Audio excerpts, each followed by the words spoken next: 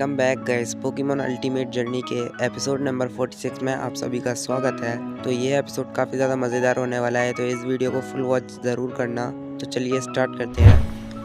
Episode के starting में हम देखते हैं कि हमारे हीरोज़ यानी ऐश, मिस्टी एंड ब्रॉक ये आ चुके हैं एक बर्फीले जगह में, और यहाँ पर ये तीनों एक मैजिकार्प को देखने के लिए आए हैं, क्योंकि यहाँ के मैजिकार्प्स वाटरफॉल के ऑपोजिट साइड तैर सकती हैं। और यहाँ पर पहुँचते ही हम ऐश को देखते हैं जो कि ओशोवॉट को बाहर निकाल लेता है, और यहाँ पर मिस्टी ओशोवॉट को देखते ही उसे गले से लगा लेती है। और कुछ देर आगे चलने के बाद ये लोग देखते हैं कि यहाँ का वाटरफॉल तो फ्रीज हो चुका है। इसका मतलब अब इन्हें मैजिकार्प नहीं दिखने वाले, और यहाँ पर वाटरफॉल फ्रीज हो चुका है। ये देखकर हम ओशोवॉट को देखते हैं जो कि वाटरफॉल पर अपने अटैक करना स्टार्ट कर देता है, और ये देखकर पिकाचू भी उसकी मदद करने लगता है। लेकिन फिर हम यहाँ पर देखते हैं एक खतरनाक बेयरटिक पोकेमॉन इन सभी को छुपकर देख रहा है, और फिर हम यहाँ पर देखते हैं कि ओशोवॉट का शेल उड़कर कहीं चला जाता है, और उसी शेल को ढूंढने के लिए पिकाचू और ओशोवॉट आगे आ जाते हैं। और कुछ देर ढूंढने के बाद यहाँ पर पिकाचू को ओशोवॉट का शेल तो मिल जाता है, लेकिन फिर हम यहाँ पर देखते हैं एक पोकेमॉन को जो कि होता है बेयरटिक, और बेयरटिक ने ही ओशोवॉट के शेल को ढूंढा है,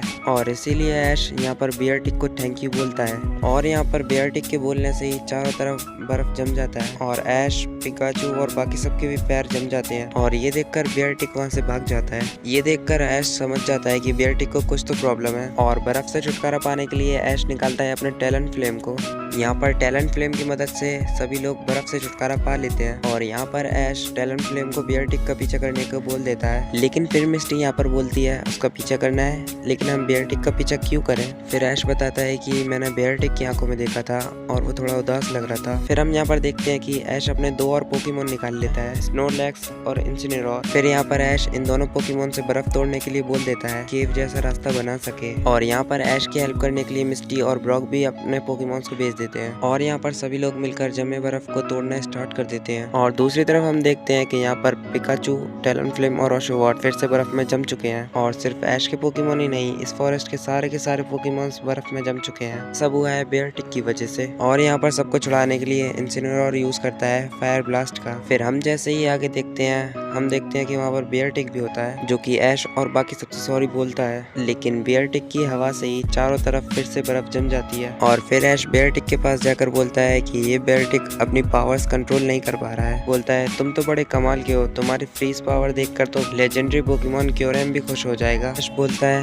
क्या तुम सीखना नहीं चाहते कि अपने पावर्स को कैसे कंट्रोल करना है? चलो मैं तुम्हें सिखाता हूँ। लेकिन फिर हम यहाँ पर देखते हैं कि बेयरटिक और ऐश की ट्रेनिंग स्टार्ट हो जाती है। यहाँ पर ऐश एंड पिकाचू कमांडर्स बनकर बेयरटिक को ऑर्डर्स दे रहे हैं, और यहाँ पर ऐश बेयरटिक को पिकाचू की हरकतें कॉपी करने को बोलता है। फिर यहाँ पर ऐश बेयरटिक को गाइड करता है कि कैसे अपनी पावर्स को कंट्रोल करना है। जैसा कहता है वैसा ही बेयरटिक करता है। इसके चलते बेयरटिक एक अटैक को फॉर्म कर लेता है, लेकिन उस अटैक को अटैक की तरह यूज नहीं कर पाता है, और वो ब्लास्ट हो जाता है, और एक बार फिर से पिकाचू, ओशोवॉट और ऐश फ्रीज हो जाते हैं। और यहाँ पर इncineroar इन सबको बचा लेता है। बेयरटिक से बोलता है कि कोई बात नहीं, एक या दो बार ट्राई करोगे फिर हो जाएगा। और यहाँ पर एक बार फिर से ये लोग अपनी ट्रेनिंग कंटिन्यू करते हैं, और एंडिंग में आते आते यहाँ पर बेयरटिक एक बार फिर से फेल हो जाता है। और फिर बेयरटिक का हौसला बढ़ाने के लिए ऐश केचम एक बार फिर से बोलता है कोई बात नहीं, ऐसा होता रहता है, लेकिन तुम कभी हार मत मानना, तुम भी कर सकते हो। और इसके बाद एक बार फिर से सभी लोग ट्रेनिंग में लग जाते हैं, लेकिन इस बार बेयरटिक ने पहले से काफी ज्यादा अच्छा किया। लेकिन एंडिंग में बेयरटिक का अटैक एक बार फिर से फेल हो जाता है, लेकिन इस बार ऐश और बाकी सब नहीं जमते, उनकी जगह टैलेंट फ्लेम और इncineroar जम जाते हैं। लेकिन ये देखकर बेयरटिक एक बार फिर से नाराज हो जाता है,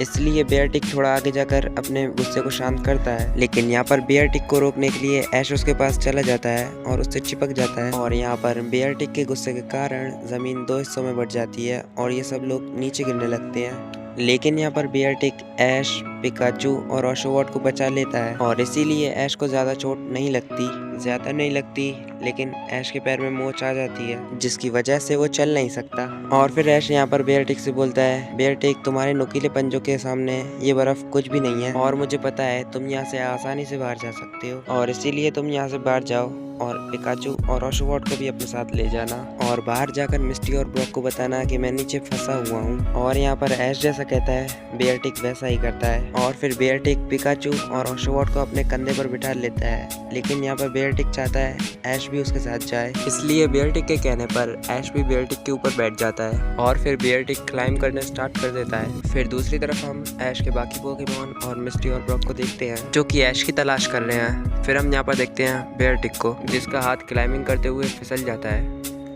और जैसे ही वो नीचे गिरने वाले होते हैं वैसे ही बेयरटिक यूज़ करता है अपना नया अटैक को, जिसकी वजह से वो बच जाते हैं। और ये देखकर ऐश, पिकाचू और ओशोवॉट शॉक हो जाते हैं। इतनी ज़्यादा मेहनत करने के बाद फाइनली उसने अटैक सीख ही लिया। फिर ऐश बेयरटिक से बोलता है कि वो अपने नए अटैक का यूज़ यहाँ से बाहर निकलने के लिए करे और फिर बेयरटिक वैसा ही करता है। फिर हम देखते हैं कि यहाँ पर बेयरटिक अपने अटैक की वजह से बाहर भी ले आता है बाकी सबको और फिर बाहर आने के बाद ब्रॉक ऐश के पैर को ठीक करने लगता है और फिर पिकाचू बाकी सारे जंगली पोकेमॉन्स को भी बताता है कि बेयरटिक ने अपनी पावर्स कंट्रोल करना सीख लिया है, अब उससे कोई खतरा नहीं है। और फिर ऐश बेयरटिक से बोलता है जाओ और सबको दिखा दो कि तुम अपनी पावर्स को कंट्रोल कर सकते हो। और फिर बेयरटिक अपनी पावर्स की वजह से यहाँ पर ओशोवॉट के शेल जैसा एक शेल बना लेता है जिससे साबित होता है कि बेयरटिक अपनी पावर्स को कंट्रोल कर सकता है। यहाँ पर ये देखकर सभी जंगली पोकेमॉन्स बेयरटिक के पास आ जाते हैं वो शेल बनवाने के लिए। और इसी बीच हम देखते हैं लाटियास को जो कि अभी भी चिपके चिपके ऐश पर नज़र रख रहा है। और एंडिंग में आते आते